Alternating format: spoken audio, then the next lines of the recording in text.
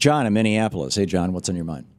Well, I just wanted to say, as far as Greece is concerned, I think, there is a prejudice, actually, in the northern European countries against the southern European countries, and I hear it expressed. I mean, I've seen it firsthand. Somebody who was married to a Greek who was German, making, somewhat disparaging remarks or snickering, about, just how inefficient they are or whatever. Yeah. And, it's interesting because at the end of World War II, they were forgiven their debts and they destroyed. Germany was.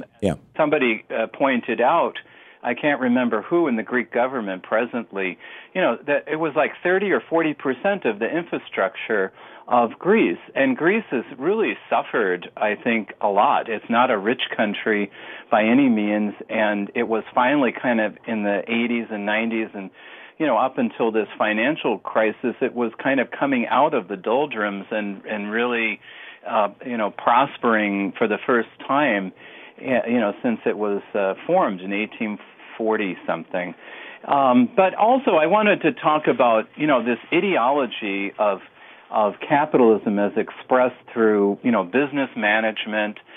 Everything has to prostrate itself, to this whole layer of administration. And I was talking with somebody, interestingly enough, a researcher over here at the University of Minnesota, who's from Italy, and, she was telling me that half of her time, I mean, this is a person that has a postdoctorate and a PhD, half of the time she has to spend writing grants, and she says she has to use this ridiculous language that comes out of business administration schools to exaggerate everything that she does, when, research on a lot of things, it goes very slowly, but then somebody takes it together or somebody just pushes it one step further.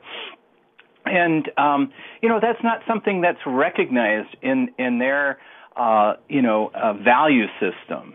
And she said that she had heard one of the administrators, and this was in the bathroom, it was kind of humorous. She said that she was gossiping and saying, all those smug, PhDs, all those, arrogant, researchers.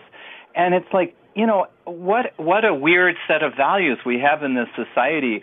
These are the people we should be empowering, with lots of money to find out, what causes dementia, how to repair somebody's brain who has cerebral palsy, and 20% of their budget has been cut.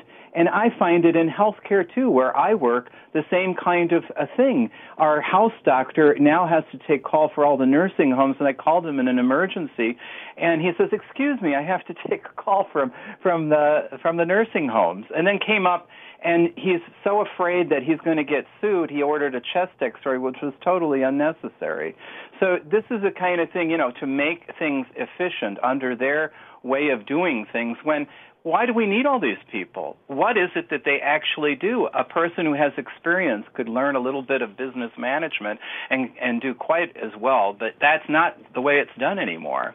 No, the way it's done anymore is the old boy network, if you're talking about business. Old boy network and somebody who sits on the board of the hospital organization that I belong to, who owns 5 car washes, thinks it's neat to hire an MBA and then let them get their nursing credential afterwards. They have not even a clue of what we do, and they set it up that way. Yeah. And I think they think it's rather amusing, or that, I don't know what they think. But it's a religion, John. There's this religion that the so-called free market will solve everything, and that profit is always a positive motivator.